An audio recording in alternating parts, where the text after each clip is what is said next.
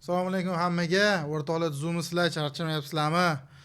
Tak, sizlar bilan Shehroz va yana One People Sell YouTube kanali sizlarni bu futures dunyosiga ilk qadam deb nomlamoqchi bo'ldim. Bir balolar, xullas shu videoda ko'rib turganimdan xursandman. Tak, spread, slippage, ya'ni limitlar olmasligi, katta minusda сделка ochilishi, ikkita etap imtihon, birinchi etapda 8%, ikkinchi etapda 5%, akkauntlar etaplar orasida 10 kunlab kutish, payoutni 14 kun kutish. Endi fundni olaman deganda intervyu qilgisi kelib qoladi. Boshqa IP, boshqa telefon, qo'shnining telefoniga ulabsan, pul bermaymiz, u edi, bu edi. Muammolardan charchab, futures bozorida endi xotirjam ishlayman deb mo'ljal qilgansizki, siz bilan bu videoda ko'rishib turibmiz. Do'stlar, xudo xolasa bugun polностью gaplashamiz futures haqida, eng kerakli ma'lumotlarni berib o'taman. Faqat o'rtoqlar, menda sal vaqt yetmadi bu videoga professional yondoshmoqchi edim. Prям CFD futures ichidagi milliy makro momentlargacha tushuntirib bermoqchi edim. Afsuski ularga ulgurmadim. Sodda va lo'nda qilib, jaydari tilda sizlarga kerakli bo'lgan, eng kerakli bo'lgan ma'lumotlarni berishga va o'sha ma'lumotlar o'rtoqlar sizlarga bemalol o'zingizlar samostoятельно profi firmadan shot olib ishlab, qonun qoidalarga amal qilib pul yechib yurishga yetadigan ma'lumotlarni bera olaman degan umiddaman. Va undan oldingi e'lonimiz, ko'rib turganingizdek, prop tanla ekosistemasi veb-sayt ko'rgan bo'lsanglar kerak, tushungan bo'lsanglar ham kerak. Bu saytda bemalol sizlar o'sha profi firmalarni taqqoslab, mana bu filtrlar qo'yib qo'ydik. Masalan, 50 kani narxini ustiga bosamiz, eng arzondan eng qimmatigacha filtrlab beradi. Menga pul yetishi har kuni bo'lsin desangiz chiqarib beradi eng arzoni, yoki 50k 100k da har kuni qaysi prop, nech pul, qanaqa promo, YouTube knopkasini ustiga bosadigan bo'lsak, tayyor bizga o'sha YouTube'dagi obzor videoyimizga o'tadi va biz o'zimiz maslahat beradigan top 3 ta prop kompaniyaning tariflari va ularning narxlari, chegirmadagi narxlarda promokodlar, nimaiki kerak bo'ladigan bo'lsa, mana shu bitta sayt ostiga joylab qo'ydik. Bemalol o'tib foydalansanglar bo'ladi. proptanla.uz va bu saytimizning linkini, если что, shu videoning описанияsiga qoldiraman. O'rtoqlar, kommentariyada o'z fikrlaringizni saytga bo'lgan bahoylarni berib ketsalar, biz shundan kelib chiqib saytning dalishi qanaqa qaysi tomonga rivojlantirishimiz kerak, shu haqida bosh qotirib ko'ramiz o'rtoqlar. Xullas, bugungi videoyimizda biz sizlar bilan TradingView'ni ochgan holda u yerda akkauntni ulash, qaysi kotirovkalarda ishlash, kontraktlar bo'yicha gaplashamiz, stop losslarni hisoblash, kontraktlarni hisoblash. Ko'pchilikda oddiy stop take qo'yish bo'yicha ham muammo bo'lyapti. Ularni gaplashamiz, trade weight haqida gaplashamiz, kopiya qilish haqida gaplashamiz va bugungi videoyimizda sizlar bilan kontraktlarni hajmi, qiymati, narxi, consistency rule, imtihonda fundda qanaqa o'lchanadi, end of the day drawdown bilan intraday trailing drawdown farqi juda muhim narsa. One time fee, monthly activation fee'lar haqida gaplashamiz, buffer zonasi va pul yechish tartiblari haqida sizlar bilan bugun gaplashamiz. Nimaiki ma'lumot bilsam, balki nimadirlarni yetkiza olmasman, chunki bilmaganim sabab. Unaqa ma'lumot esimdan chiqib qolmagan bo'lsa deyarli yo'q deb o'ylayman. Hamma narsani bugun sizlar bilan bo'lishaman. Video kattaroq bo'lib ketadi o'rtoqlar, chunki hammasini bitta video qilib qo'ymoqchiman. Kim savol bersa shu videoni ko'ring deb javob berish uchun hammasiga alohida video qilib o'tirmadim. Hammasini bir video ostida jamlaymiz. Bitta issiq kofe damlab olsanglar boshlasak bo'ladi deb o'ylayman, chunki uzoq yo'l kutyapti. Siz bilan biz bitta like bosib qo'yasizlar o'rtoqlar. Bizga shu yagona motivatsiyamiz shu o'zi bunga. Tak, birinchi navbatda siz prop firma sotib oldingizdan boshlaylik. Sotib oldingiz va sizga TradeAway ga login parol keladi. Siz TradeAway ni tanlab olsangizda, конечно, TradeAway, TradingView tanlab olsangiz, sizga TradeAway ga mana menikiga o'xshagan login parol keladi va siz shu login parol bilan kirishni boshlaganingizda menda hozir so'ramaydi, lekin sizlardan ma'lum bir ma'lumotlar so'raydi. Ism, familiya, adres, juda sodda narsalar so'raydi va siz o'sha narsalarni belgilab bo'lganingizdan keyin mana bunaqa oynagacha yetib kelasiz. Start Simulated Trading ga bosganimizdan keyin bizda TradeAway sal sekin ochiladi, o'zi tabiiy shunaqa. ozgina kutamiz va mana Tradewait'imizda bizani shunaqa ko'rinishda bo'ladi. Faqat sizda juda pala-partish bo'ladi. Mana bunaqa joylarida mana X ko'rib turibsizlar. Tak, hozir sizlarga ko'rinmay qoldi. Mana bundoq qilib tepaga chiqib qolaman-da, qaranglar. Mana bu yerda X turibdi. Xuddi shunaqa holatda mana bu kerak emas narsalarda chiqqan narsalarni o'sha XX larni bosib, mana shu holatga keltirib olsanglar bo'ladi va sizlarda yana bitta narsa sal boshqacharoq turgan bo'ladi. Juda ko'p chiziqlar turgan bo'ladi grafikda. Endi bu Tradeweight bu bizga o'zi savdo qilish uchun kerak, bu analiz qilish uchun kerak bo'lmaydi desam to'g'riroq bo'lardi. Analiz qilish uchun kerak bo'lmaydi. Shunchaki kopiya qilish uchun, zilka ochib yopish uchun xuddi MetaTrader sifatida foydalansak bo'ladi. Endi boyagi chiziqlarga to'xtalsak, mana bu yerda mana hamma nastroykasi bor o'rtada. Chart settingsga kirib turib, price levels ga o'tadigan bo'lsak, price levelslarda open price yoqilgan bo'ladi katta ehtimol bilan. Mana qizil liniya turgan bo'lishi mumkin. Mana bu yerdagi show all qiling mana. Hamma liniya sizda ochilgan turadi. Tak, mana hozir mana hamma nimaiki jamiki nima liniya bo'ladigan bo'lsa hammasi chiqdi. Menda hammasi chiqmayapti. Sizda bardak bo'ladi. Shu price levellardan bitta last trade price olib qolib, qolganlarni o'chirib yuborsanglar, sal manikiga o'xshagan ahvolga keladi. Mana bunaqa o'chirib yuborasizlar, bo'ldi. Yana mana bu liniyani o'zida qoladi. Mana shu yerdan switcher ranglari, barga, marga hammasini qilaverasizlar. Mana bu chart settingsda yana juda ko'p narsalarni nastroyka qilsa, indikatorlarni o'chirib olsa bo'ladi. Mana nastroykaga kirsangiz, mana bu yerda sizda indikatorlar turgan bo'ladi. Indikatorlarni o'chirib olib, grafikni shu ahvolga keltirib olsangiz bo'ladi. Endi ranglarni ham o'zgartirib olsanglar bo'ladi. Endi u darajada chuqurlashmoqchi emasman, vaqtimiz ketib qoladi o'rtoqlar. Qaranglar, xullas qanaqa tema bu yerda? Bizga mana bu oyna kerak bo'ladi. Mana burchidagi joy kerak bo'ladi.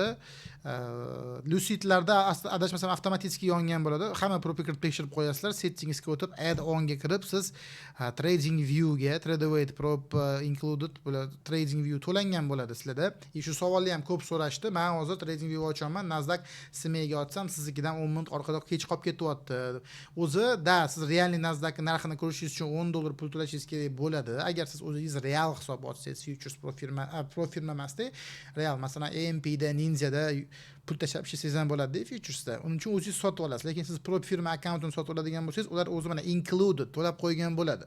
Siz uning uchun pul to'lamaysiz va prop account sotib olib trading view ga ulashingiz bilan trading viewingiz avtomatik sizga уже oxirgi narxi 10 minut kechikmasdan ko'rsatishni boshlaydi. Siz qilishingiz kerak bo'lgan narsa mana shu trading view aktiv bo'lmasa, aktivga o'tkazib qo'yasiz. Activate turadi o'zi. Bitta bossangiz bepul. Просто shuni bosib qo'yishingiz kerak bo'ladi. Shundan keyin u trading view ga ulanadi. Bo'lmasa ulanmaydi. Jigarlar. Tushundingmi? Xuddi o'sha narsani birinchi bo'lib turib shu narsani qilishimiz kerak bo'ladi. Va undan tashqari bizga bu yerda Tradeweightda kopiya qilish uchun kerak bo'ladi bepulga. U narsaga sal qaytib kelganimiz yaxshiroq bo'ladi keyinchalik. Bu yerda boshqa bizani qiladigan ishimiz yo'q.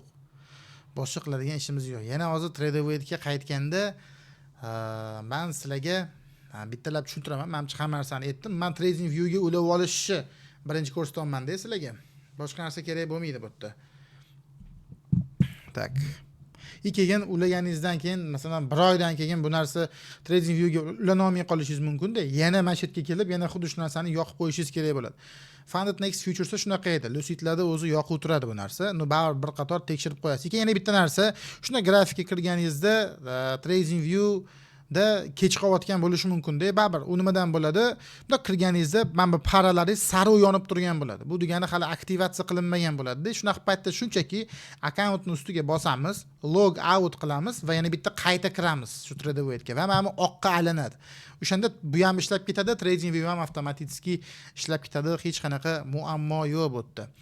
Shu bilan kelinglar Tradeweightga hozir qaytamiz. Ungacha endi trading view ga ulab olaylik birinchi shu yerda sizlar bilan.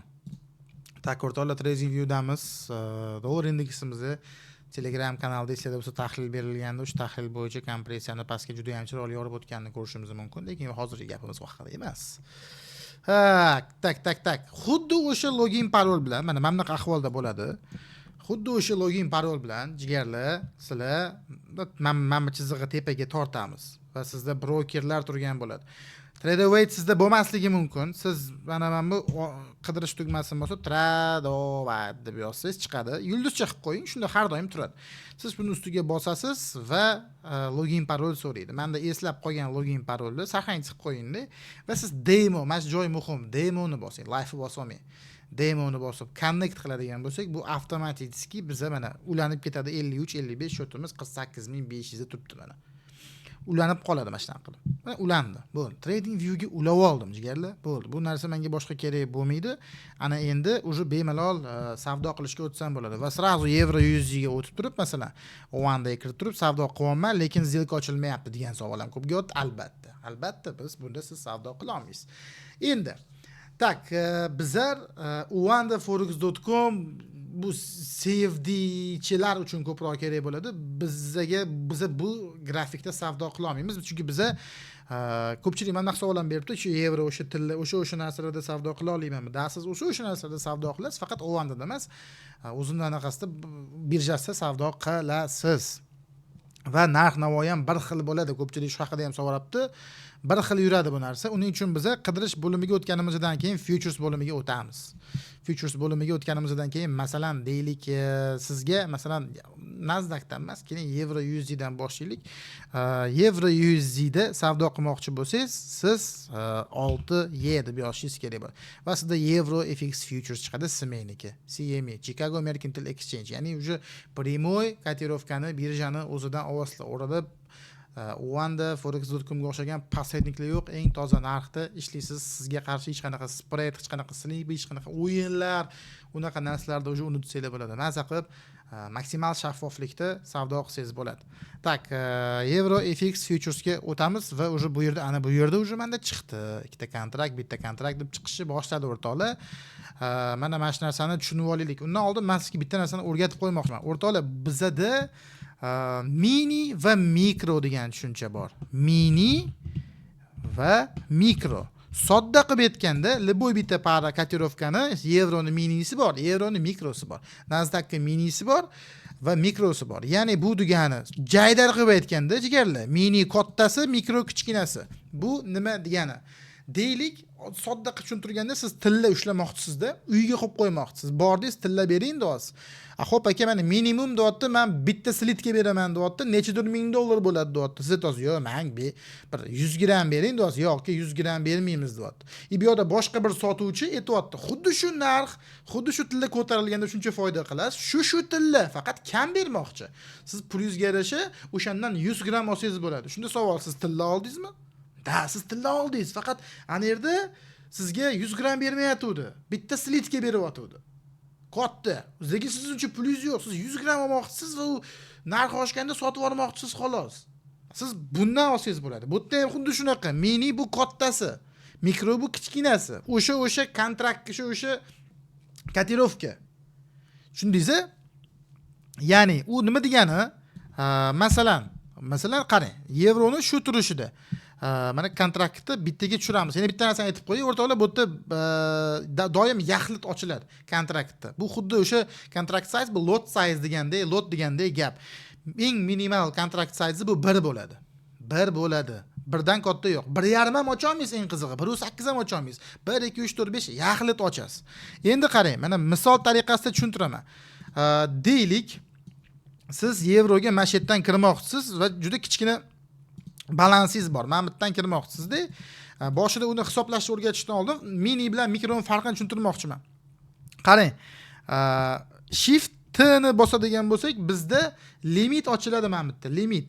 Prosta hisoblab olish uchun ko'ryapsizlar, bunday kerakli joyga tushiraylik-da, stopimizni bunday tortaylik. Bu ochmayapmiz, biz hisoblayapmiz va take profitimizni qo'yadigan bo'lsak, bitta biz hozir minisidamiz, mikrosida emas, yevroning qimmatidamiz. Mini bilan mikroni grafiki bir xil yuradi. Prosta uni narxi mikroniki arzon bo'ladi. Ya'ni kamroq balansingiz bo'lsa mikroda ishlaysiz. Kattaroq balans bo'ladigan bo'lsa minida ishlaysiz. Lekin kelavi ham bir xil yevro bo'ladi. Tushuntira olaman degan umiddaman. Mana yerda siz $381 stop qo'yasiz. Eng kichkina bir dona olsangiz ham, bir dona eng kichkina. Undan kami bu olmaydi yevroni bu yerda. Lekin shu yerdan kirmoqchi, stop pastga qo'yasiz va 381 sizga qimmatli qilyapti. Yo, men kamroq qo'ymoqchi edim stop. Siz undan kam ola olmaysiz. Nima qilasiz? Mini emas, bu mini-ku. Siz mikrosiga murojaat qilasiz. Xuddi shu narsani borib turib shu mana shu kotirovkani oldiga M harfini qo'shamiz. Mikro Euro USDT futures chiqdi. O'shani tanlaydigan bo'lsak, mana xuddi shunaqa grafik, faqat kichkina time framelarda o'rtoqlar bu yerda sal bardak. Tahlilni bu yerda qilmaysiz, tahlilni xohlasangiz o'vandida qilsangiz ham bo'ladi, xohlasangiz o'sha minisida qilsangiz ham bo'ladi. Lekin o'sha narsa o'rtoqlar, o'sha taxminan aniq boyagi joy esimdan chiqib ketib qoldi-da, faqat mamitlaydi. Yana shift T ni bosaman, mana yana o'sha limit o'lchab olish uchun shift T. Oson yo'lida stopni suraman pastga, TP ni suraman. Endi meni stopim qancha? $37. Boyagisi $370 edi. 10 baravar kichkina bo'ladi-da. Ana endi siz bemalol $100 stopga ham ola olasiz. Boya $100 ga ola olmayapti deysiz. Faqat endi $100 qilish uchun nima qilasiz? Siz to'xtadingiz, bu yerda men bitta olsam 37 bo'lar ekan. Shuni men bitta bitta emas, 3 ta olsamchi 112, 2 ta olsamchi 75. Endi savol, 100 qila olmayapman-ku deyishingiz mumkin. Afsuski 100 qila olmaysiz. Agar kirish nuqta, stop nuqtani o'zgartirmasangiz, endi stop nuqtani o'zgartirsangiz 100 qila olasiz, lekin o'zgartirmasangiz siz 100 qila olmaysiz. Ya'ni chunki siz 3 ta ko'p, 2 ta kam bo'lib qoldi. 2,5 ta ocha olmaysiz, yaxlit ochasiz. Bunga hech qanaqa yechim yo'q. Ya'ni siz $12 ga rozi bo'lasiz. Chunki 2,5 ta kontrakt yo'q. Tushuntira oldimmi do'stlar? Mikro bilan minini farqi shu. Nasdaqda ham xuddi shunaqa. Endi bunaqa stop bilan hamma ham ishlamaydi. Men sizga srazu maslahat berib ketaman. Valyutalarda mikrosda ishlash shart emas. Minisni ham narxi unaqa 50 milliy akkauntga deylik $200 stop qo'yadigan bo'lsangiz, siz butdan butga stop qo'yilmaydi katta ehtimol bilan. Ya'ni boyagi narsani ham aytib o'taman, qaranglar. Siz deylik mamutda limitni hisoblab olgandan keyin, joy mamutda turibdi deylik, mana shu yerda turibdi. Siz stop pastga qo'ymoqchisizda, TP-ni kerakli joyga qo'yib turib, siz shunchaki mana bu yerda market tugmasini bosasiz, hech nimani o'zgartirmagan holda buy bosadigan bo'lsangiz, ilishi sellga o'tkazib, endi bu holatda sel biz hozir buyga qo'ydik-ku stopni. Siz hozir stopim ko'rinmayapti-yu, qo'yilmagan deb o'ylashingiz mumkin. Lekin tayyor turibdi, mana limit. Bo'lsa market bu limit qo'yishda. Siz hisoblashni oson yo'lini sirasi o'rgatyapman. Maqsadga o'tdim. Bu muncha turadi, bir tikka muncha harakat qiladi deb o'tirmadim. Yana bitta ma'lumot berib ketaman. O'rtoqlar, tik degan so'z bor bizda futuresda, ya'ni MetaTrader'da yoki Forex'da pip deymiz-ku. O'shani biz tik deymiz. Lotni kontrakt deymiz. Bir kontrakt, ikki kontrakt. Shunaqa narsa. Siz shunchaki marketga o'tib buy bosib oling bo'ldi. Stopni ham o'zi qo'yadi. TP-ni ham o'zi qo'yadi. Tushundingmi o'rtoqlar? Bo'ldi. Mana mikro bilan farqi shu. Endi yana bitta ikkita narsani tez o'tib ketaman. Funt bo'lsa-chi? Funt bo'ladigan bo'lsa 6B. 6B imiz British Pound Futures. Mana qo'yadigan bo'lsa kichkinasi mikrosi. Nasdaq NQ SMEdan olasiz. Faqat NQ ni olayotganda iloji boricha mana mart kontrakt. Hozir mart bu kontraktlar o'zgaradi. Martdan keyin o'sha iyun kontrakti bu. Har 3 oyda yangi kontrakt обновить qilib turadi. O'shanga o'tib ishlab yuramiz. Kotirovka almashib turadi o'rtoqlar. Hozir mana bu mart kontraktida ishlayapmiz. Siz shuni tanlaysiz, mana NQ da shu yerdan men sel oladigan, men o'zim ham NQ da ishlamayman, chunki katta-da, mana bittasini o'ziga, mana haychani o'ziga ham siz stopingiz 1500 bo'lib ketyapti. Biz nima qilamiz? NQ emas, shuni oldiga MNQ. Endi jaydari qilib tushuntiraman-da. MNQ ga o'tamiz, buni qo'shib qo'yasizlar Mahmudga. MNQ ga o'tamiz. Xuddi shu joylar biz yana shift qiladigan bo'lsak, endi boya 5 ta bo'libdi. Bittada hisoblayotgandik-ku. Bittada stopimiz уже 150 deylik, sal noto'g'ri qo'yaman. Mana 150, ya'ni 10 baravar bo'ladi farqi. 10 baravar bo'ladi. Shuning uchun hamma mikro MNQ da ishlaydi. Chunki shunaqa paytli bo'ladi. Bir dona NQ olsangiz ham stopingiz 500 dan baland bo'lib ketadi. Endi $100, $200, $300 stop qo'yaman desangiz, siz MNQ da ishlashingiz kerak bo'ladi, SMda. Mana anaqani o'ylab olasiz. Eng oson yo'li ishlashi o'sha mana shift bilan. Endi shift siz varianti ham bor. Joyidan ochaman, men buni shift balo battar qilgim kelmayapti. Okay. Joyidan ochsak, men sizga hisoblashni yana bitta yo'lni o'rgatib qo'yaman. Nasdaqda boya sarvarli videosidan foydalanib etgan joyimda MNQ har bitta tikka $5 ga yuradi. NQ mini NQ bu mini, MNQ bu mikro, kichkinasi mikroda, kattasi mini deyiladi. Bilib olinglar farqini deb daskanalni tushuntirishga harakat qilmayman. Aytdimmi, videomiz shuning uchun ham uzoq bo'ladi. Xo'sh, ochayotganingizda mana masalan Nasdaqdamiz, qarang, bunda hisoblaydigan bo'lsak, bu mana qavisi o'ng tomonida 315 chiqyapti. Siz kalkulyator olib, siz bir kontrakt uchun stopingizni hisoblab olsangiz bo'ladi. Bir tikka 0.50 sent yuradi. Men sizga Miroga o'tganimizda ham hozir tushuntiraman bu narsani. Mana masalan shu yerda siz mana qavsdan tashqarisiga o'ng tarafdagisiga qaraysizda, mana menga 322 ko'paytirilgan 0.50 qiladigan bo'lsak, $161 chiqyapti. Ya'ni bir kontraktimiz shotdan shotgacha 161. Ishonmasaylik, mana bir kontraktni bundoq suradigan bo'lsak, mana 161 chiqyapti. Endi mana shu yerda hisobladim-da, men 161 chiqyapti. Siz shiftdan foydalanmagan holda ham shunaqa, demak, ikkita otsam taxminan 320 deb men shunaqa o'zim kallada sразу hisoblab olaman do'stlar. Endi matematiklar bor olamizda. Qaranglar, undan ham oson yo'li bor. Basic kalkulyator qilishi. 0.50 ga ko'paytirding nima-yu matematikada? O'sha 322 ni 2 ga bo'lib qo'ya qolding nima? To'g'rimi? Keladi bitta narsa. 0.50 ga kalkulyatorda ko'paytirib o'tirmaydi, 2 ga kallada bo'lib qo'yavering. Ya'ni men bundoq qarayman-da, mana deylik bozordaman. Mana haylarni yechdi, menga o'sha imkoniyat taqdim qilgandek qilyapti Yakubi. Men bitta BC qoldirib tushib ketyapti. Men shitdan kirsam, hayga shiftni bosib hisoblamayman-da, 70 chiqyapti taxminan-da, 70. Sразу 2 ga bo'laman, 35. Ha, demak, hozir men bir olib turib stopimni qo'ysam, 35 bo'lar ekan. Shundaylar qanaqa qilganimni hisobladim shiftni. Qavisi o'ng tomoni 77. Men o'zimga oson bo'lishi 70 yoki 80 deyman. Mana keyin 80 deylik. 80, ha? Sразу 2 ga bo'laman. Nimaga? 2 ga bo'lsam, bir kontraktning stopining qiymati dollarda chiqadi. 80 ni 2 ga bo'laman 40. Ha, men hozir mana bir sell olsam, stop qo'ysam, $40 yo'qotar ekanman. Menga qancha kerak taxminan? Masalan, 5 ta olsam, 5 tani 40 ga ko'paytiraman, 200. Sразу men buniki 5 qo'yaman-da. Chorasini ochib yuboraman-da, keyin stop qo'yaman. Shunda men stopim 200 bo'ladi. Shift qilib hisoblab bo'ya yetganimda qilib kelsanglar ham marhamat. Bundaqa hisoblashni o'rgatib qo'ydim. Tillada ham, yevroda ham bir tekiga qancha qimillashini bilib olib, xuddi shunaqa hisoblab yuraversanglar bo'ladi. Shiftni bu imba, bu hamma narsani hal qiladi. Faqat Nasdaqda ishlaganim uchun men ishlatmayman-da, shunda qarayman, bo'ldi. O'sha yod bo'lib ketadi. Ya'ni bilasiz, 10 pip stop qo'ysangiz yevroga 10 lot buy olsangiz stopingiz $1000 bo'ladi. MetaTrader'da. Buni hamma bilib ketgan, tillarnikini bilib ketgan. Buni ham eshitib yodlab olasiz. Bu qiyin narsa emas. Hisoblashni yo'li mana mana shunaqa. Akalar, tushundingmi? Mana 70 yoki 80 chiqadi, 2 ga bo'lasiz, 40 chiqadi. Ha, bitta otsam 40 bo'lar ekan. 10 ta otsam 900, ya'ni 10 ta ko'p, 8 ta 7 ta ochaman. Tez hisoblab olaverasizlar. Mana shunaqa hisoblayman men. Endi ochdim.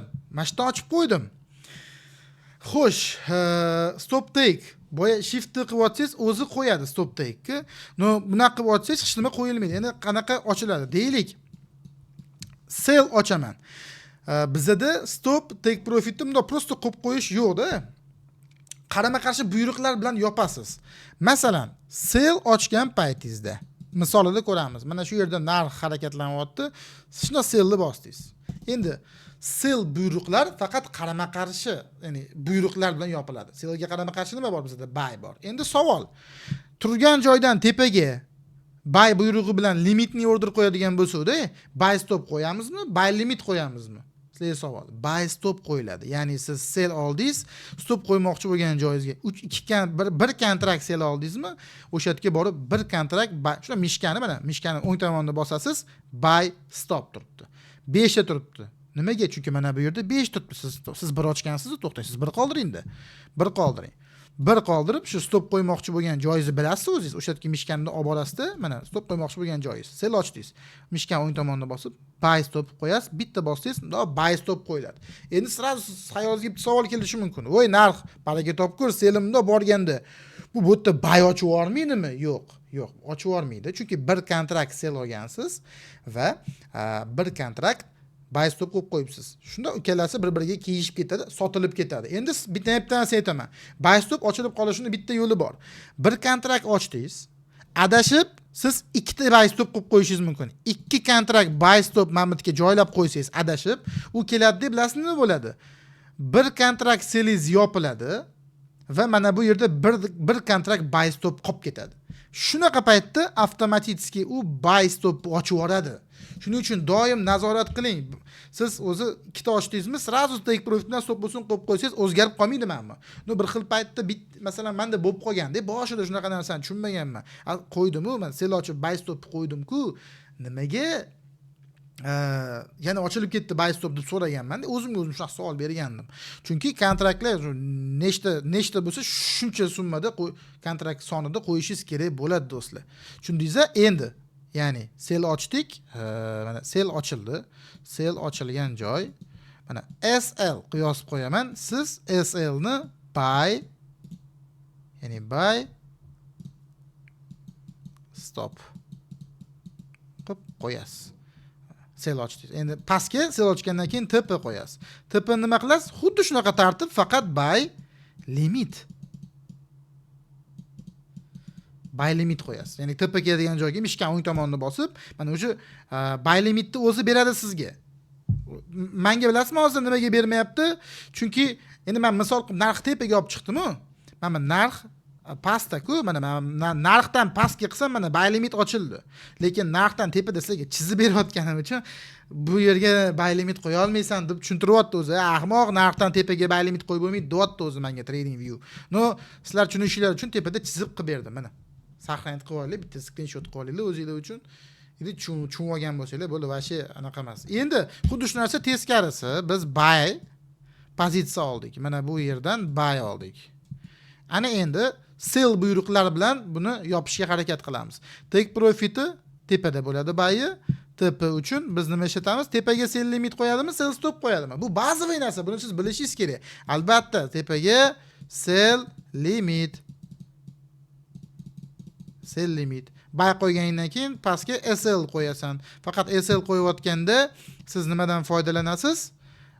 Siz stop loss bo'ladigan bo'lsa, siz sell stopdan foydalanasiz. Chunki siz buy ochgansiz, buy buyruqlari bilan buy yopilmaydi. Qarama-qarshi buyruq joylayapsiz. Mana shuni yozib olinglar. Tushundingmi?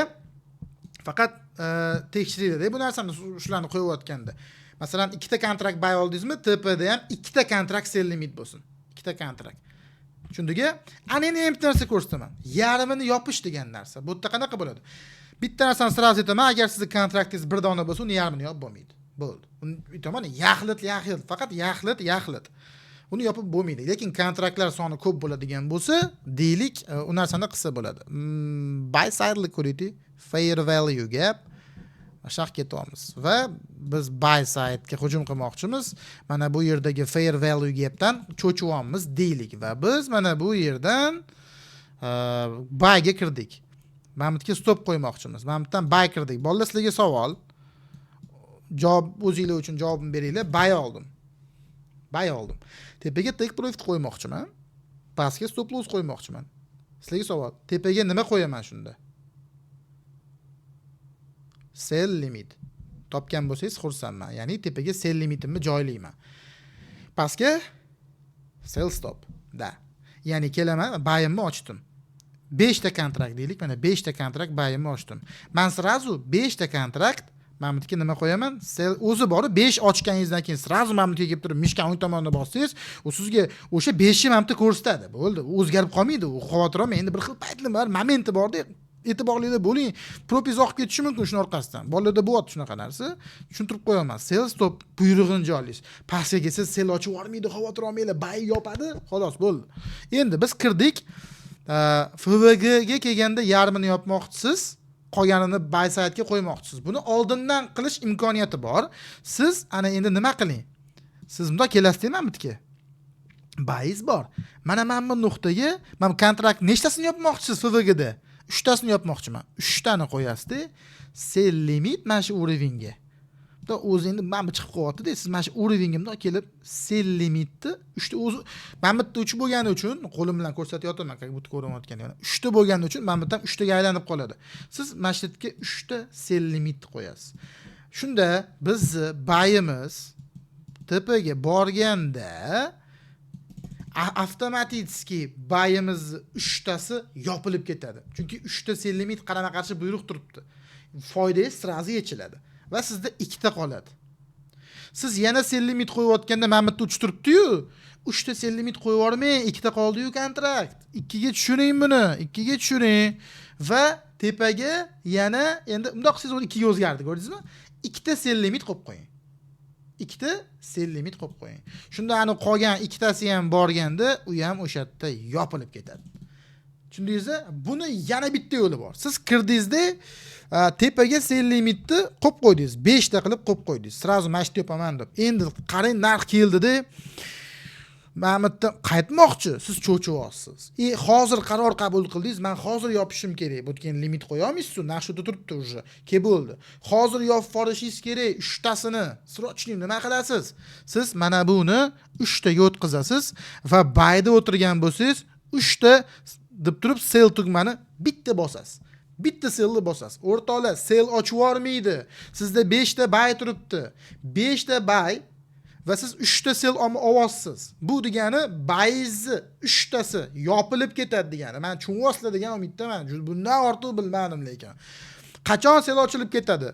5 ta buy bo'lganda siz Mamutga 6 ta sell bitta bossangiz, 5 ta buy tipi bo'lib turib yopilib, bitta sell paydo bo'lib qoladi. Tushundingizmi? Tushundingiz-ku qanaqa yopishni? Qarama-qarshi taqillatasiz. Shunda yopiladi.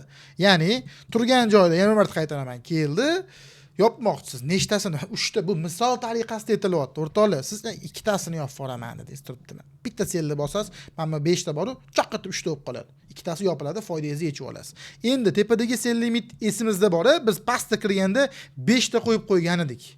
Chunki bu yerda yopish planimiz yo'q edi. Ana o'sha 5 ta sell limit o'sha yerda qolib ketsa, ishlar pachava. Nimaga? Chunki biz mana bu yerda 3 tasini yopdik-ku.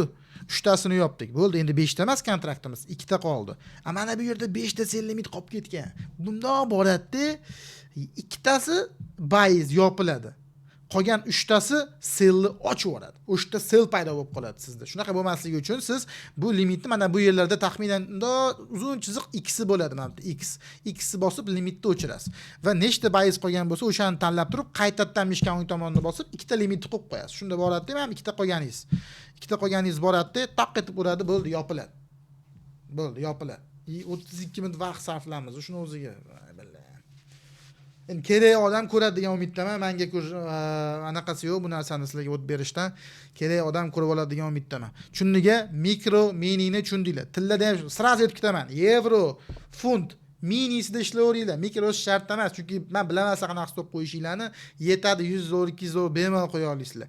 Tillaga qaytaman. Tillada mana tillani qidirayotganda biza qidiramiz, GC qidiramiz. GC Comexdan olasiz, Comexdan, Smedan emas. Tillani Comexdan olasiz. Endi mikroni oling tillada, chunki tillaning narxi qimmat. Tillada qimmat. 50 milliy, 100, 150 milliy akkauntdan ko'tarmaydi GC savdo qilishni. MGC da savdo qilaverasiz, MGC da. Kelasin grafiki bir xil boyaga aytganimdek. Prosta MGC arzonroq bo'ladi, shuni hisobiga. Tilla S&P, Nasdaqda mikro kichkinasida ishlaysizlar, valyutalarni kattasida bemalol ishlayveringlar. Ilg'iz o'zingizlar ochib, stopinglarni qo'yib, sizga qaysi ma'qul kelsa o'zingizlar ishlab yuboraveringlar. Xo'sh, tushundingiz do'stlar. Yana bir marta aytaman, agar biz escha yozib oling, sell ochmoqchi bo'lsak, bizning stopimiz buy stop ko'rinishida bo'ladi. Men kerakli joyga qo'yasiz, kerakli joyiga menga buy limitingizni qo'yasiz. Kontraktlarda nazorat qiling. Endi buy ochmoqchi bo'lsangiz, xuddi shu joydan bizning stopimiz buy limit ko'rinishida qanaqa buy limit? Buy ochmoqchi bo'lsak, teskari bo'ladi-da, buy bo'lmaydi, sell bo'ladi. Tepaga sell limit, pastga sell stop bo'ladi. Bo'ldi. Mana shu qarama-qarshi buyruqlar bilan nazorat qilasiz. Kontrakt eng kichkinasi bitta bo'lishi, yo faqat yaxlit bo'lishi, shift bilan hisoblashishi, tak trading view ga ulab oldik. Kopiya qilayotganda trading view orqali kopiya qilishning imkoni yo'q. Shu narsa haqida ham sizlarga aytib qo'ying. U narsani qila olmaysizlar. Kopiyani boshqa platformadan foydalanish kerak. Shuni ham aytib qo'ymoqchiman. Futuresdan foydalanadigan bo'ldik. Sell limit, buy limit, menimcha hamma narsani tushuntira oldim deb o'ylayman. Hozir 1 minut. Aytgancha bu masalasi. Bozor yopiq, endi ko'rsatib bera olmayapman. Tushuntira oldim degan. Deylik, siz men bittan buy kirdingiz. tepaga sell limit, pastga sell stop qo'ygansiz. Ya'ni stop loss take profit bo'ladi. Narx foydaga yurdi. Siz nima qilasiz? Mana shu stop lossingizni o'rtasida o'zi yozuvli joyi bo'ladi-da. O'shani mishkan chap tomoni bilan doim xuddi MetaTraderga o'xshab. Mana buni ustiga bundoq olib kelib qo'yasiz. Bo'ldi. Bu. Mana shu bu.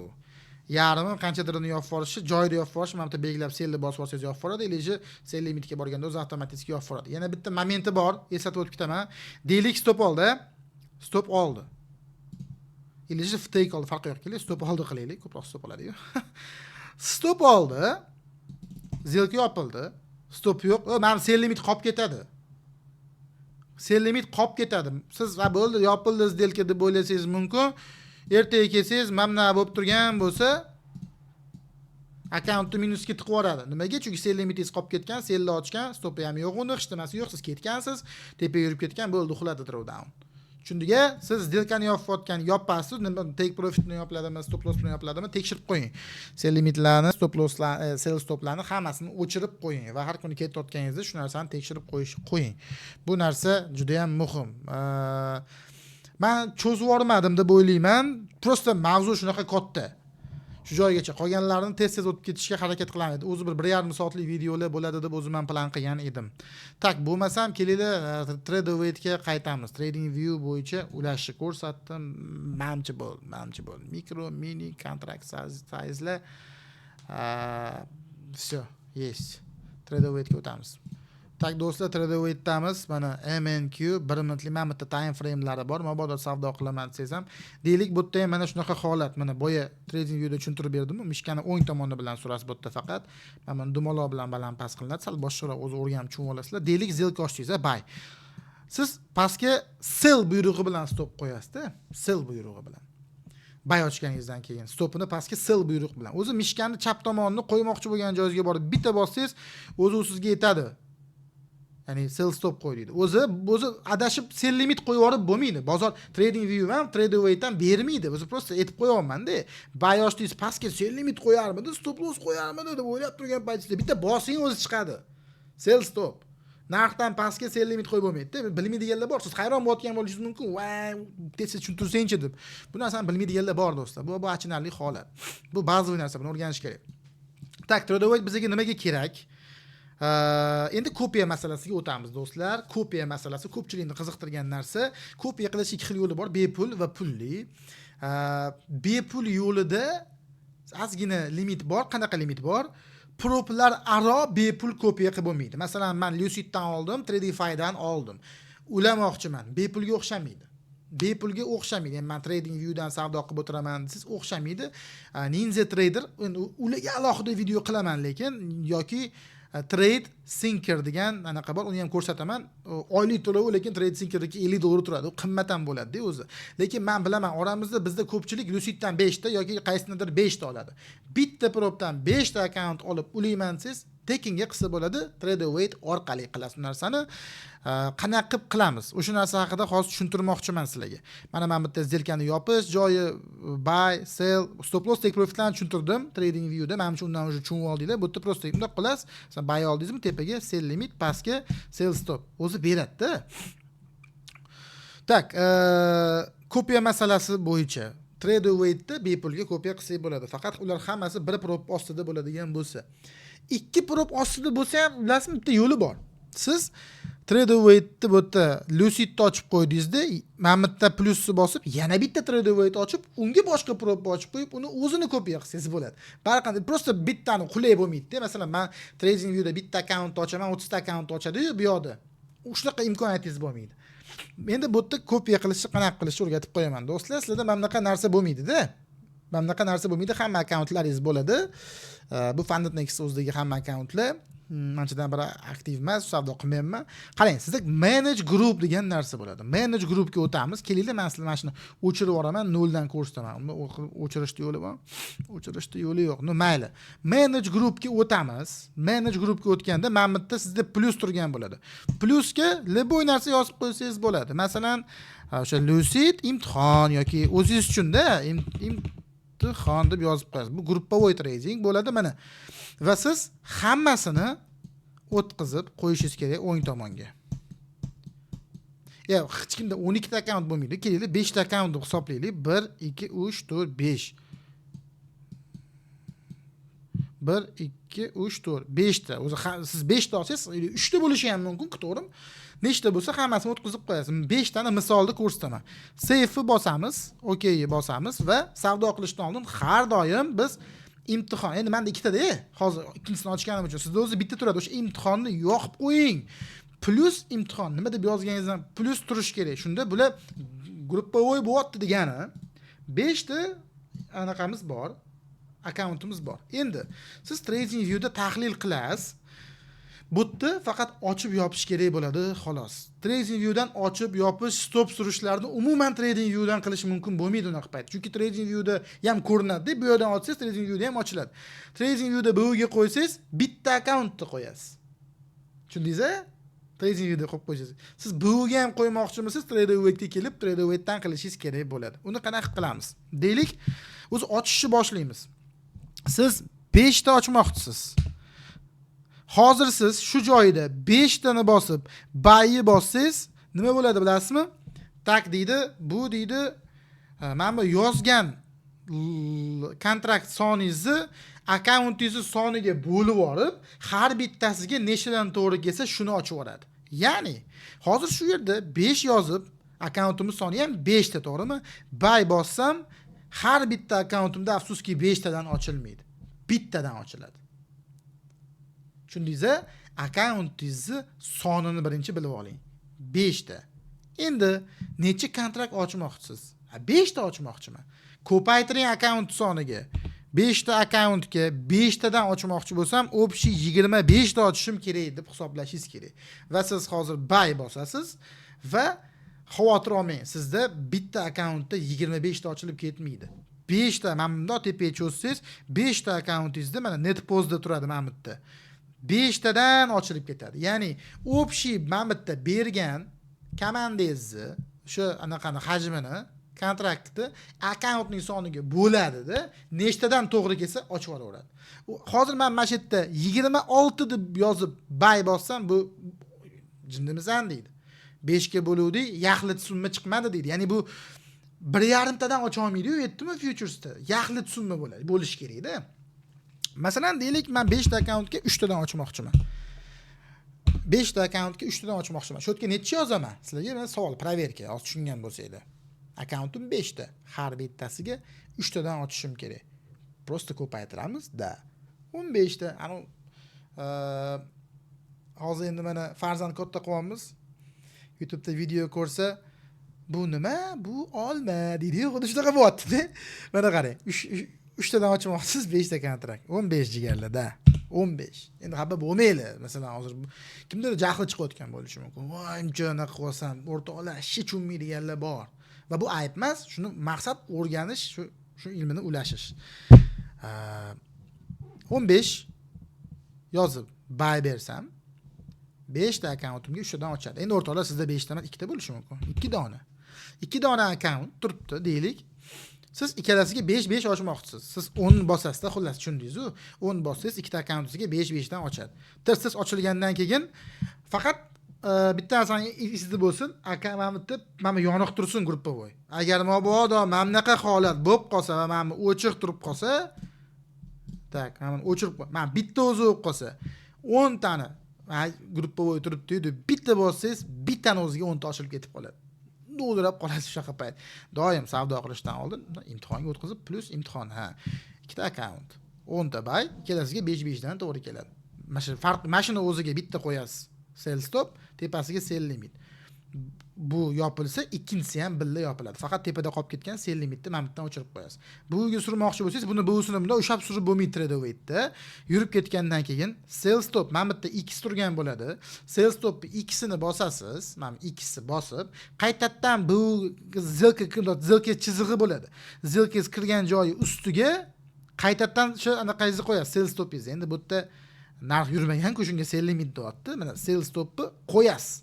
Shunda u buga kelsa, sell ochib yubormaydi, shunchaki bu ishlab ketib qoladi, 0 da zilkani yopadi.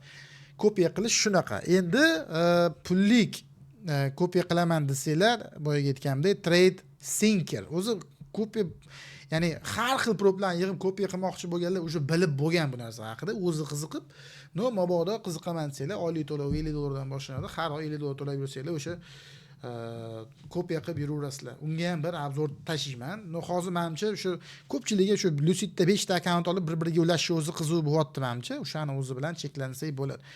Всё. Boshqa narsa kerak emas bizga TradingView. Limitlar ham qo'ysangiz ham bo'laradi. Masalan, men bu FVG'ni buzilishiga qaytsa sel ketadi deb o'ylayapsiz. Mana mana shu yerga bunday kelasizda 10 ta sel limit. Men akkauntingiz yoqiq turgani uchun akkaunt 2 ta-ku. 2 ta akkaunt misol oladigan bo'lsak, 5 ta sel limit qo'ygandek gapda. Rahmat. Mana 5 ta 10 tani ochadi, 5 ta ochadi. Siz srazu ham sel limit 10 tani qo'yib qo'ying. Tepaga 10 ta buy stop qo'yib qo'ying. Endi nimaga chiqmayapti? Internet eli bozor yopiqligidan-da bu. Okey. Tushundingiz-ku? Sell limitni qo'yasiz, mamtga.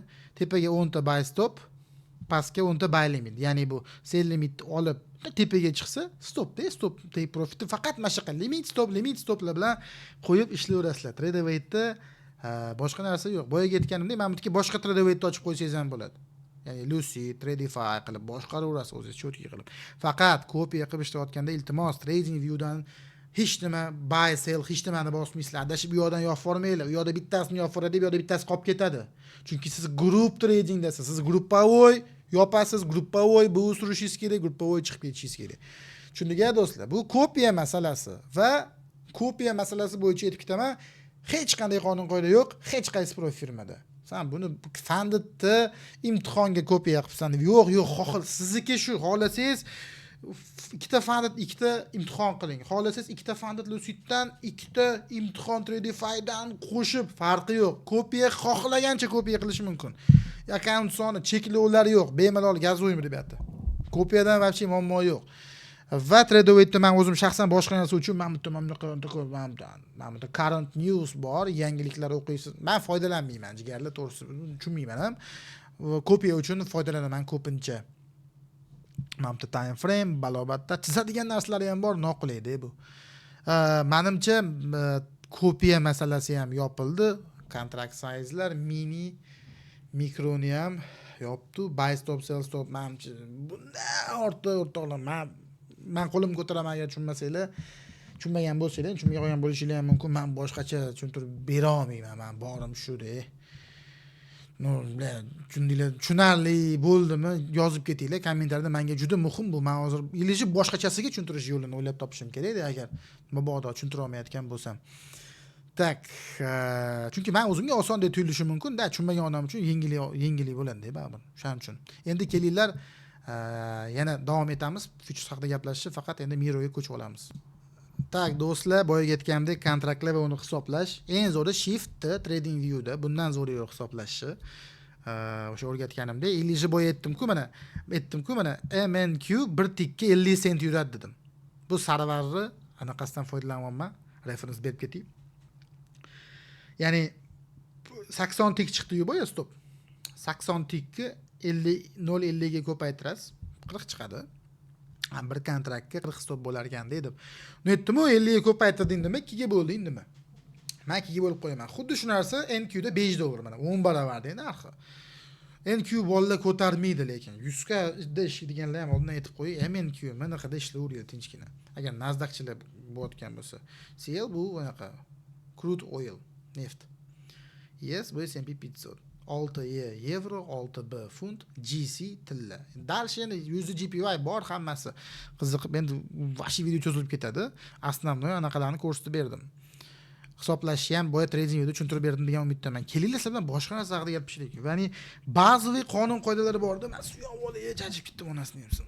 50 minut bo'pti, dash davom etamiz. 50 ga deyman, qarang. Tak, consistency rule. Diqqat bilan eshitamiz. Ko'pchilik so'rayotgan savollar. Consistency rule bu stabillik foizi. Bu stabillik foizi deyarli hamma probda yo Funded'da bor, yo imtihonida bor va siz imtihonda va Fundedda u ikki xil hisoblanadi do'stlar. Sizlar shu narsani tushunib olishingiz kerak. Birinchi bo'lib turib imtihondagi consistency rullarni ko'rib chiqamiz. Birinchi navbatda imtihonda consistency rule yo'q bo'lishi mumkin. Qaysidir firmada bu nima degani? Xohlagancha foyda qil degani. Unaqa proplar odatda qanaqa proplar? Bir kunda o'tiladigan proplar-da. Endi uni siz 2 kunda, 3 kunda bo'lib o'tsangiz ham bo'ladi. Masalan, $3000 profit targeti bo'lsa, bugun 2900 qilib qo'yib, ertaga $100 qilsangiz ham bo'ladi. Hech kim hech nimani cheklamaydi degani. Unaqa profit firmalarni Fundedda sizni consistency kutib oladi. Men o'zim shaxsan imtihonida Funded bo'lsin, consistencysi bo'lsin, Funded chegara qilmasin-ni tarafdoriman. Shunaqa proplarni tanlayvergan yaxshi, shunaqa tariflarni. Chunki Lucidda ham, Tradifyda ham unisi ham, bunisi ham bor. Shuning uchun consistency imtihonda bo'lgani yaxshi. 50% bo'lsa 2 bo'lib o'tib qo'yasiz. Zato realda consistency bor bo'lsa, siz ko'p foyda qila olmay qolishingiz mumkin. Cheklaydi-da u narsa. Nimaligini tushuntirib beraman.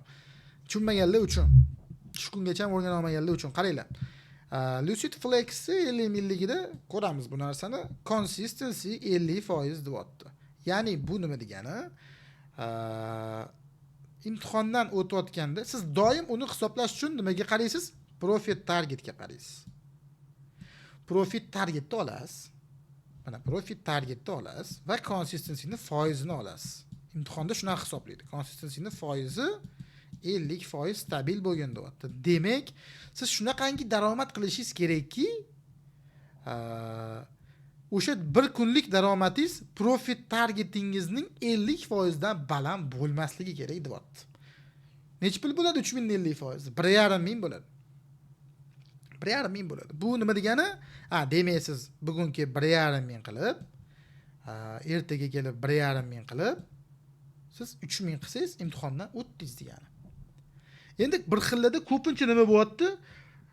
Lucidda ko'ryapman-da, consistency 1000 ga chiqib ketdi, 800 ga chiqib ketdi. Chunki balansiga qarasam $50,049 bo'ladi. Naprimerda o'rtoqlar, yana savdo qilinglar. Ertaga 500 qiling, 1000 qiling. Ya'ni daromadni ko'targaningiz sari consistency sekin tushib kelaveradi. Siz undan xavotir olmang. Consistency baland bo'lib ketib, imtihonni yo'qotish ehtimoli 0 ga teng. Imtihon bitta holatda yo'qoladi. Ya'ni ikkita holatda deylik. Mana drawdown, max loss limit tursangiz yoki daily loss tursangiz, bu yerda daily loss ham yo'q o'zi. Consistency baland bo'lib ketsa, imtihon yo'qolmaydi. Shunchaki yana ko'proq daromad qilishingizni so'raydi xolos. Shu consistencyni tushirish maqsadida. Shundiga siz consistencyni olasiz va profit targetga bo'lgan nisbatini hisoblaysiz mamkalovini. 3000 ning 50% ni qilib o'tgan deyapti bir kunda degani. Siz demak 1,5 mingdan ko'p qila olmaysiz. 2000 qildingiz-da bugun, ertaga 1000 qilib qo'ydingiz. 3000 bo'ldi, gap yo'q deydi. Lekin consistency'ingiz 50% dan baland chiqadi. To'g'rimi? Sizga 1,5 ming qil degan joydan 2000 qilib qo'ydingiz. Shunaqa holatlarda nima bo'ladi? Imtihondan o'ta olmadimmi degan savollar bo'ladi. Yo'q, siz imtihondan o'tasiz. Faqat endi 3000 emas, sizga o'zi dashbordida bizga 4200 qilib bersang yoki hisoblaydi-da, o'zingiz hisoblasangiz ham bo'ladi, matematika oddiy. Ileji bizga 3900 qilib bergan, shunda consistency 50 bo'lar ekan, 50 dan pasayar ekan, 49 ga tushar ekan deydi. Tushundingiz-a? Shunaqa muammolar bo'lmasligi uchun o'rtoqlar, profit target 50% deyaptimi? 50% qilmasa 40% bo'lishi ham mumkin. Siz nima qilasiz? 3000 ning 40% ni hisoblang. O'sha summani bir kunda o'sha summadan katta topib olmang bo'ldi. Bu 2 bo'lib o'tish degani-da o'zi. 1,5 ming 2 qilib 3000 qilib o'tish. Savol tug'ilishi mumkin. Ama 1400 qilib, keyin ertaga 200 qilib, keyin yana 400 qilib, shunaqa qilib 3000 qilib ham o'ta olmaymanmi? Da, o'taverasiz, farqi yo'q. O'rtoqlar, siz bittada 2 kunda o'tib qo'yishingiz ham shart emas. Shart emas. Bo'lib o'sha 3000 ni qilib berib o'tib ketsangiz ham bo'ladi. Eng tez o'tish yo'li 2 kunda o'tdi. Eng tezi. Nimaga? Chunki 50% consistency bor. 1,5 2 qilib 3000 qilasiz. Bo'ldi. O'sha kunning o'zida Fundedingizni olasiz. Srazu. Tushuntira oldimmi? Consistency imtihonda profit targetning nisbati olinadi. 50% ga. Shuni hisoblab, shuni bir kunda oshirib yubormasanglar bo'ldi. Oshib ketsa ham qo'rqmanglar, shunchaki profit targetilar endi 3000 emas. O'sha hisoblaydi 3400, 3008 sal ko'tarib qo'ydi. O'shani urib qo'yasizlar. O'shani urib qo'yayotgan paytda mana 2000 ingizdan, eng katta kuningizdan oshirib yubormasdan uring-da. Mayda-mayda qilib. List sразу bitta urib qo'ysangiz ham bo'ladi. O'shani masalan 2000 qilib qo'ydingiz deyapman-ku. bular aytgan profit targetni 2000 dan oshirmagan holda qilingda qachon. O'shanda sразу o'tib ketasiz imtihondan. Bu muammosi yo'q narsani. Endi fundedda bo'lsa-chi, consistency. Afsuski fundedda ham consistency bor, problarimiz ko'p hozirgi kunda. Hali ustida yo'q.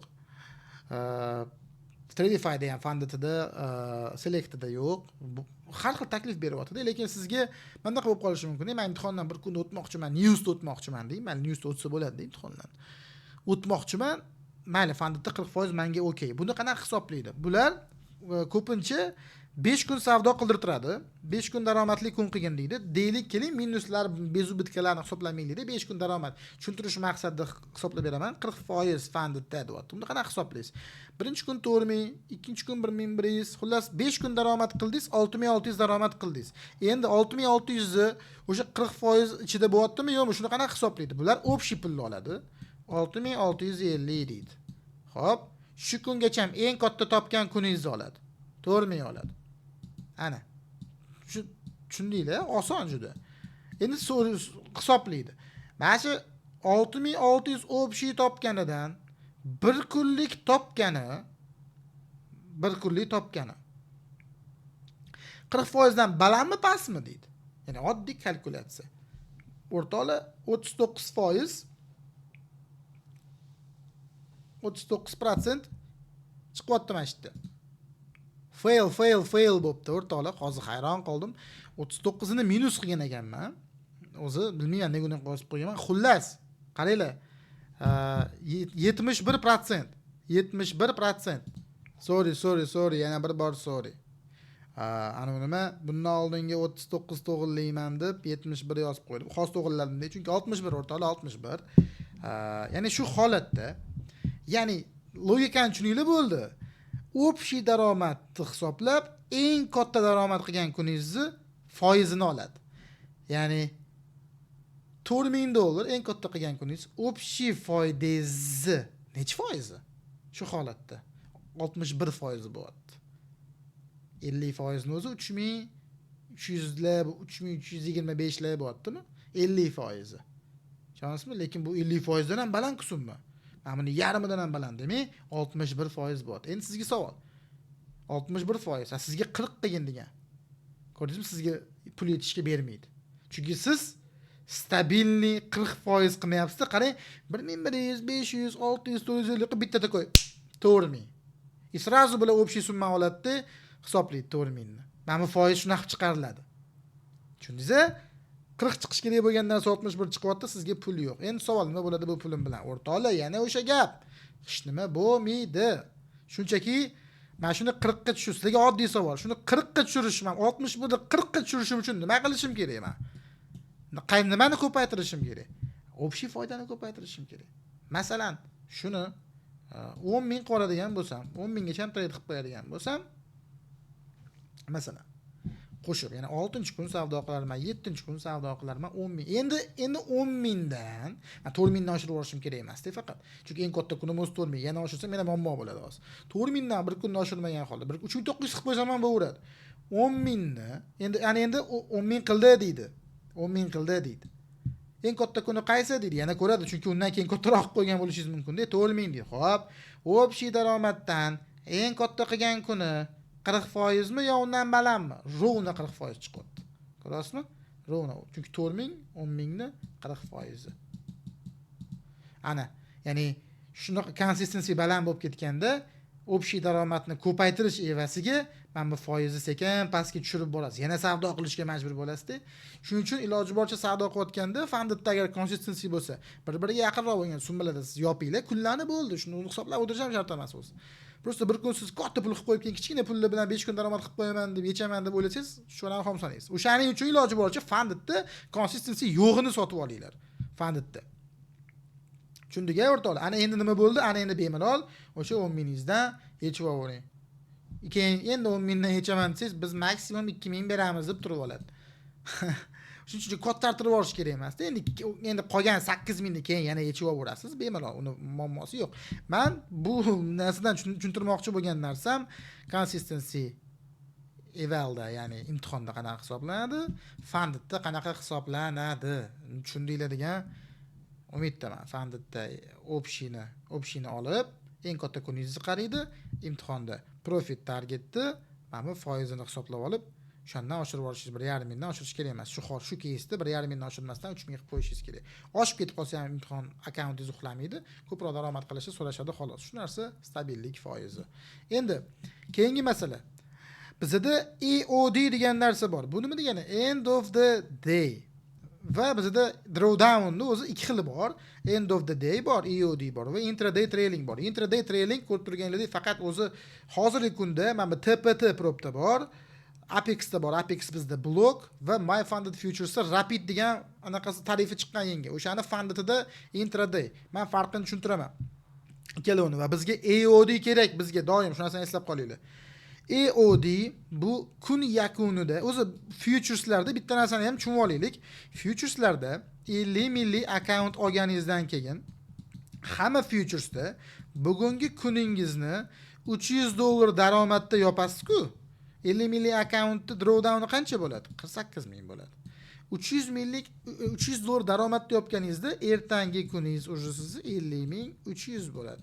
Va mana bu drawdown joydan qimillashni boshlaydi. Bu EOD da. Kun yopilsa 300 bilan mana bu qimillaydi. Ya'ni endi 48 ming emas, endi yo'qotishingiz. Endi buni 49,700 ga ko'tarib qo'yishadi. Orqangizdan quvlab keladi. Stop losses. Eng qiyin joyi shu futures. EOD da kun yakunlangandan keyin shunaqa hisoblaydi.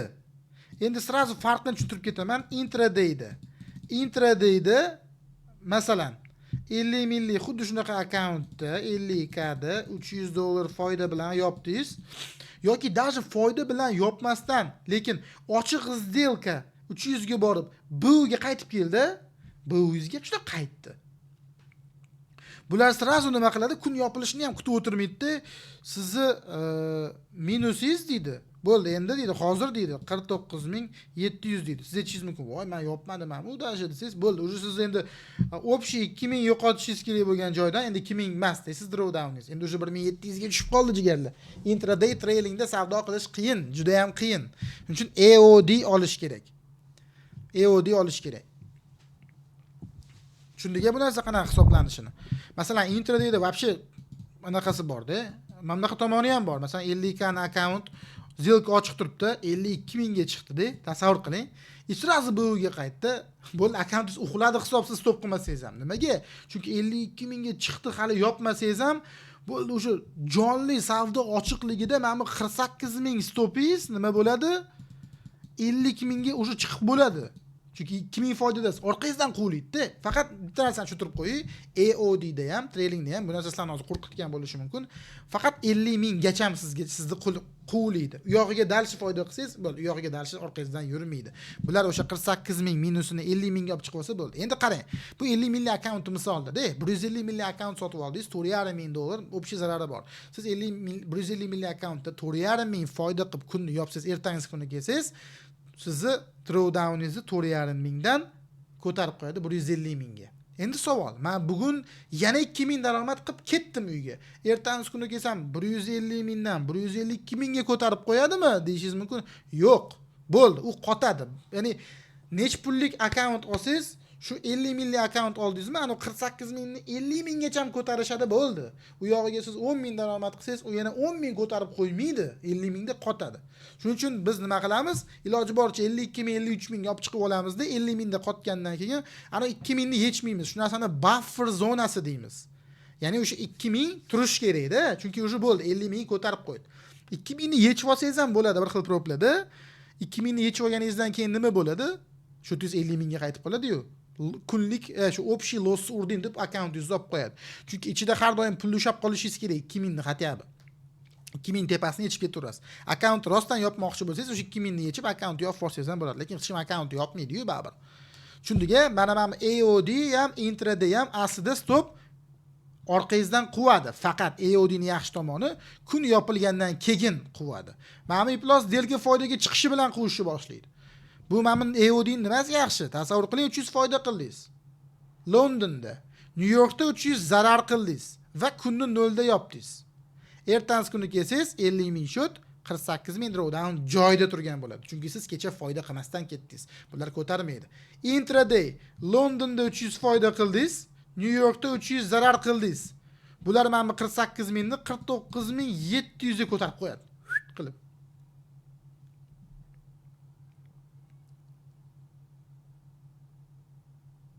Cho'nsa 49,700 emas. 300 49,300 49,300 ga ko'tarib qo'yadi srazu. Qara 49,300 48,300 dey. 48,300 ga ko'tarib qo'yadi. Ya'ni boshim to'g'ri ochib ketdi-da baro. Sen tushundinglar-ku, to'g'rimi? 300 dollar foyda qilgansizda New Yorkda. Londonda foyda qilgansizda New Yorkda yo'qotib qo'ygansiz. No, ularga qiziq emas. Shu borib keldimi, shot bo'ldi. Sira o'sha foydani sirazi ko'tarib qo'yadi. Intradayda ishlash qiyin. Shuning uchun EOD'ni tanlaymiz. Ikkalasi ham lekin faqat bu narsa 50,000 gacha. U yog'iga ikkalovi ham quvlamaydi. Shuning uchun buffer yig'ib olish kerak-da. Buffer yig'ib olsangiz, o'sha buffer deb o'sha bezopaslik zonani aytamiz. Bu ham 50,000 gacha. 50,000 100 dey. Hamma prop 50,000 100 turadi. 50,000 100 bo'ldi. Na u yog'iga dalcha bir sim qimillamaydi. Siz foyda qilib ketaverasiz. 50,000, 60,000, 70,000 bu qovuradi 50,000 100 da oxirigacha qoladi. Siz u yog'iga qancha yetishni o'zingiz hal qilasiz-da. Masalan, bir xillar bor, bir xil treyderlarni taniyman, 55,000 qiladi-da akkauntini. 5,000 ni yetishmay turadi. Chunki o'sha 5,000 ni stop sifatida ishlatadi-da o'zi keyinchalik. Shunaqa qilsangiz ham bo'ladi. Mana shu narsa EOD deyiladi. Ya'ni kun yopilgandan keyin stop foydangizga qarab suradi. Agar foyda yopmagan bo'lsangiz tegmaydi. Intraday o'sha сделка ochilib foydaga chiqaveradi, pastdan sekin привет deb quvlab kelaveradi stopingiz. Bu ham shu 50,000 gacha. Bari yomon-da, bari yomon. 50,500 ga bitta borib buga qaytsa, sizda o'sha 48,000 emas, 48,500 ga ko'tarib qo'ygan bo'ladi. Bo'ldi. Просто tak bu olganingiz uchun endi siz 2,000 yo'qotishga haqqingiz yo'q. Bo'ldi. Endi o'sha 1,5 ga tushib qoldi bu narsa. Bu battar qiyinlashtiradi-da. Akkaunt o'zi yangi 50,000 oldingiz, stop o'sha 1,5 ga aylanib qoldi. Tushunasizmi? Mana shunaqa joyi bor. Endi yana bitta ma'lumot bizda futuresda. Ko'pincha aksariyat holda monthly fee deyiladi. Ya'ni mana olayotganda ko'ringlar. MO turibdi mana. Per month turibdi mana. Ya'ni bu to'lov skitkada oylik 111. 3 xil narsa bor-da, o'zi to'lovlar masalasi bo'yicha. Oylik to'lov bor, one time fee bor. Bu eng zo'ri. Bir marta olib qo'yasiz, hech qanaqa pul to'lamaysiz va activation fee bor. Ya'ni imtihonni o'tsangizgina to'laydigan pul. Hozirgi kunda bu faqat Alpha Futures va Top Stepda qoldi. Xolos, dash Top Step ham. Endi Alpha Futuresda ham zero planida bu narsa yo'q. Standarti bilan Advancedda bor. 149 dollar mana. 100 one time activation fee 149 dollar deyapti. Imtihondan o'tsangina yana to'laysan deyapti.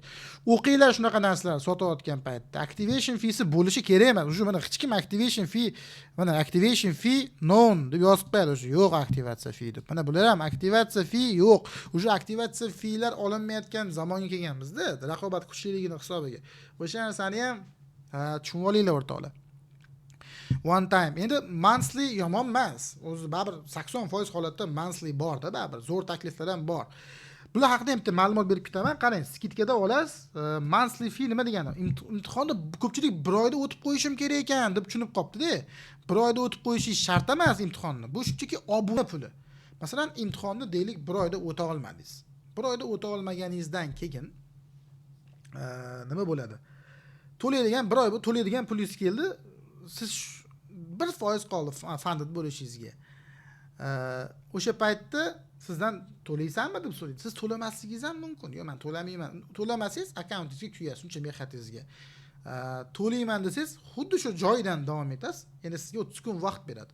Ya'ni o'sha 1%ni qilib qo'yib, fundingizni olib ketaverasiz. Faqat bitta narsani esingizdan chiqarmanglar. Siz skitkada olgan shot bir oydan keyin skitka narxida emas, original narxida to'lovni cho'zdiradi. Shunisi yomon. 111 ga oldingiz, keyingi oy ham 111 to'lab olaman, yesiz deb o'ylamang. 159, ya'ni 160 dollar to'laysiz. Hamma propda bu narsa har xil. Lucidda bir martalik. Tushundingmi? Oylik to'lov masalasi bo'yicha. Bu bir oyda o'tib qo'yish kerak degan sharti yo'q. Prosta keyingi oy yana to'lov bor-da. Qimmatga aylanib ketish uchun ham ko'pchilik shoshadi. Biz ham iloji boricha o'zim ham tezroq shu narsani yopishga harakat qilaman. Aktivatsiya fee уже вообще bu musorka narsa hozirgi kunda вообще. Bu propni mana bu shart-sharoitlarga hech qanaqa aloqasi yo'q. Ну просто hozir olasizda masalan 50 kani $80 o'tsangiz yana 150 to'laysiz. Siz aytishingiz mumkin, o'tolmasang to'lamaysan, o 80 zo'r deyishingiz mumkin. Bularda даже bular mana 91 olib qo'ya qolgan yaxshi deb undan ko'ra. Ilishi boshqa probdan. Gap faqat Lucidda emas. Nimaga Lucid ko'rsatilyapti? Chunki Luciddan zo'r taklif berayotgan odam. Mana o'zingizlar guvoh bo'lasizlar. Mayli Alpha Futures bu lider emas, lekin TradeFi katta prob. Boy prob bilan solishtiringlar. Mana o'zi one time bir martalik to'lov qiladigan ikkita prob bor bizda. Funded Next Futures bilan Lucid bor. Lucid Funded Next Futuresda ancha arzon. Funded Next Futures 150 turadi, Lucid 91 turibdi. Bu hozir 45%, 50% chegirmada $65-70 olgan bolalar bor. Masalan, $65 olganlar bor. Uje 2000 yechib oldi. Kanalga qo'ydim, Telegram kanaliga. One time fee, monthly tushuntirdim bu narsalarni. Keyin monthly fee ni olgan bolalarga bitta narsa aytib qo'yishim kerak. Siz o'ta olmasangiz imtihondan o'sha prop firmani saytiga kirib, dashbordingizga kirib, billing degan joyga borishingiz kerak-da. Billing. O'sha yerda siz bilan mana shu shot uchun qilingan shartnoma bor. Keyingi oy pul yechaveradigan bir xil proplar bor-da, inakda yechaveradi. Ileshi siz minus qildingizda ichida $1 qolib ketdi, $2 qolib ketdi. Lekin kuymadi akkaunt. Kuymaganni hisobiga bular keyingi oy o'sha kuni kartangizdan pul yechib olishi mumkin. O'shaning uchun bo'ldi, bu shot uxiladimi? Imенно shu shot borasida qilingan billing degan joyda bo'ladi. O'zi turadi, mana buncha kun sotib olgansan, mencha to'lagansan, mana karta. O'sha yerda cancel turadi yo X turadi yo qizil bilan atmeni turadi. O'chiring, o'shanaqani o'chirib qo'ying. Shunda keyingi oy mana pul sizdan boshqa yechib olinmaydi. Mana shu narsaga ham ahamiyatli bo'linglar, oliy olayotganlar. Tak, undan keyin boyaga ketgan narsam buffer zonasi tushunchasi. Buffer zonasi tushunchasi bu boyaga oddiy aytgan narsam 50 milliy akkaunt misolida ko'ramiz yana. Shu 50 milliy akkaunt ko'pincha buffer qo'ydi degan proplar bufferda qancha summa buffer o'zi doim drawdowningiz qancha bo'ladigan bo'lsa o'sha buffer hisoblanadi. Ko'p proplarda. Masalan 50 milliy akkauntda 48 minggacha drawdown bo'ladi. 2000 turibdimi? Demak buffer degani 2000, shu 2000 da yig'di deyapti. Bu nima qiladi? 2000 ni yig'ishingizni kutadi. 2000 ni yig'ganingizdan keyin mana 48 milliy dedi, ya'ni drawdownni 50 mingga olib chiqib qo'yadi. Va siz o'sha 50 mingga shotni qaytaradigan bo'lsangiz, uxlaysizda akkauntingizga. Va bufferdan tepasini ichib beramiz dedi. Bu nima degani? Shu 2000 dan tepasini olasan faqat degani. 2000 ni qilib qo'yasiz, bo'ldi, 2000 qoladi. Keyin 2000 ustiga yana 2000 qilib 54 ming qilasizda, faqat 2000 ni yechib olasiz. Mana 2000 qolish kerak ichida. Bir xil proplar bor, buffer yechishga ham ruxsat beradi. Lekin men sizlarga buffer yechishni maslahat bermayman. Kamida 2000 buffer ushlaylar 50 milliy akkaunt ishlayotganlar nimaga? Deylik 54 ming qildingizda 3000 yechib yubordingiz. Shu tizda 51 ming qoldi. Eslab qoling, sizning drawdowningiz 50 ga ko'tarilgan.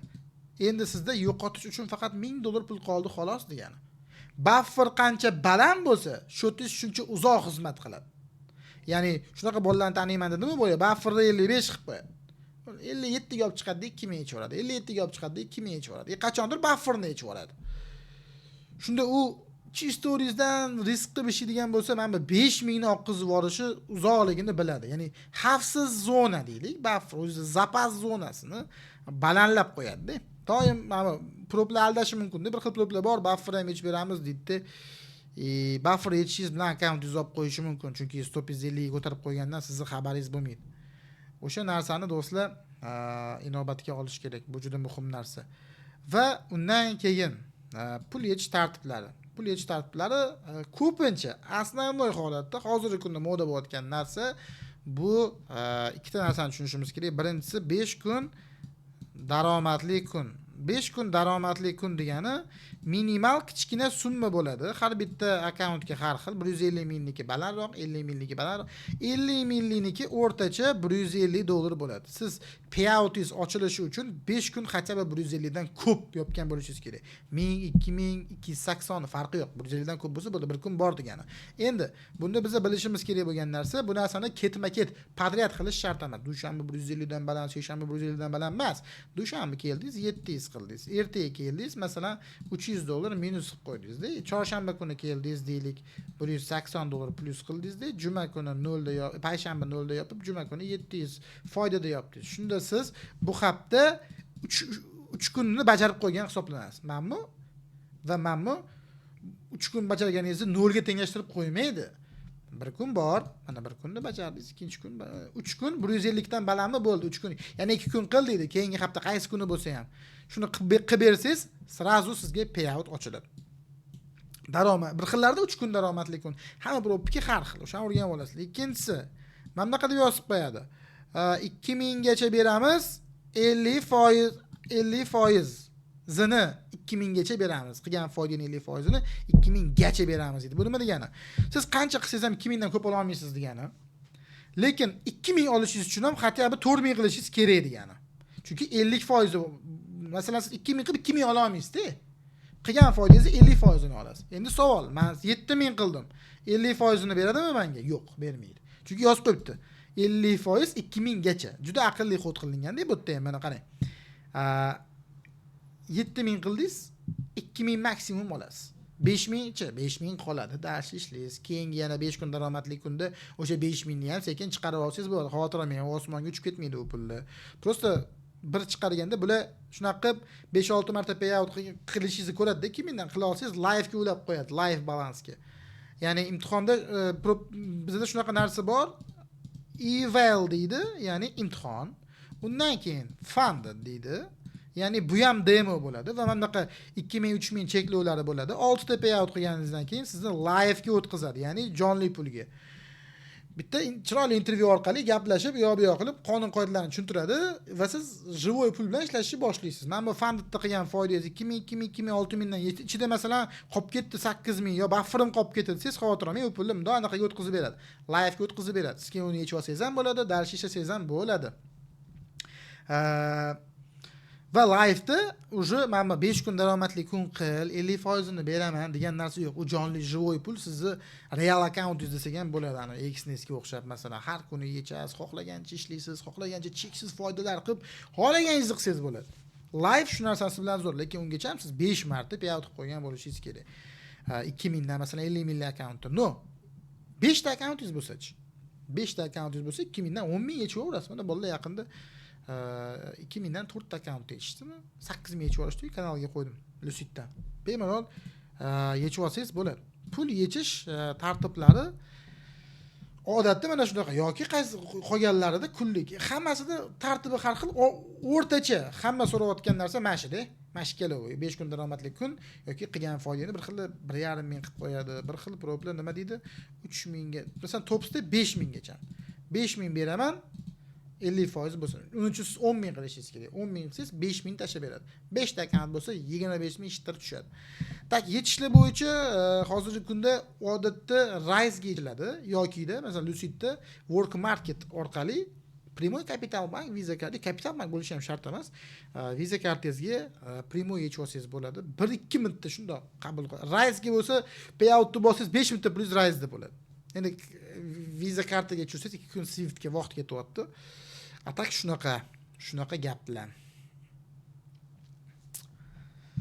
Xullas, pul yechish tartiblari, buffer zonasi, to'lovlar, bir martalik, oylik, consistency. Sizlarga kopiyani tushuntirdim. Tushundinglar degan umiddaman kopiya qilishni, trading viewda o'sha kontraktlar hammasini tushuntirdim. Tak nima qolib ketdi yana? Bizada prop tanlarni ko'rsatdim. Menimcha o'rtoqlar tak isyo. Menimcha shu men hozir telefonimga yana bitta qarab olaydi. Tak oylik to'ni max kontrakt qisman yopish, pul yechish tartiblari. Yo'q, menimcha o'rtoqlar bo'ldi. Men hozir yana bitta shunday internetimni yoqib tekshirib olaydi. Chunki tak platformalar qulayligi haqida bu o'sha top stepda, u top step platformasining obzori bo'lishi kerak edi. Tak spread yo'qligi, slippage yo'qligi haqida aytdim-a futuresda. Tak IP VPN masalasi bo'yicha ham VIP live ga chiqish, live account imkoniyatlari bular haqida tushuntirdim. mana shu narsalar o'rtoqlar futures pro firmalar. Bundan tashqari yana savollar bo'ladigan bo'lsa, masalan, yig'ilib qolishi mumkin. Yangi video qilaman. Aslan siz bilishingiz kerak bo'lgan narsa. Consistency sizni stop loss siz orqangizdan qachon qanaqa holatda, qanaqa tartibda quvlashi haqida lot, ya'ni o'sha kontrakt, buy stop, sell stoplar bilan ishlashimiz, to'lov, buffer, pledge tartiblari, kopiya masalasi, qolganlari уже qolgan mayda juda kunlik los, ular уже veb-saytlarida ya'ni men tushuntirgan narsalarim bu hamma propda bor narsani tushuntirdim-da. Bir xil narsalar mayda juda narsalar bo'lishi mumkin. U prop u shaxsan o'zining qonun qoidasi bo'lishi mumkin. Ularni prop firmani saytidan ko'raverasizlar, xudo xolasa. Men tugadim, lekin chunki bundan oldin ham ikkita prop firmaga obzor yozgandim-da. Bugunga o'zim taqadim, o'zim xatoim bo'ldi. Atak manfaatli bo'ldi degan umiddaman. Kommentariyada yozib qo'yinglar. Yana qanday savollar bo'ladigan bo'lsa, ularga ham обязательно video qilib chiqamiz. Bu videoning описаниясida o'rtoqlar Telegram kanalida nima taqir-tuqir bo'lsa hammasini tashlab qo'yaman. Bemalol o'tirib foydalansanglar bo'ladi. Hammaga rahmat, salomat bo'linglar. Sog' bo'linglar. Men bermoqchi bo'lgan ma'lumot do'stlar shulardan iborat. Yana qanday ma'lumotlar bo'ladigan bo'lsa, xudo xolasa обязательно chiqamiz. O'tkazib olmaslik uchun YouTube kanalimizga obuna bo'lib qo'yinglar.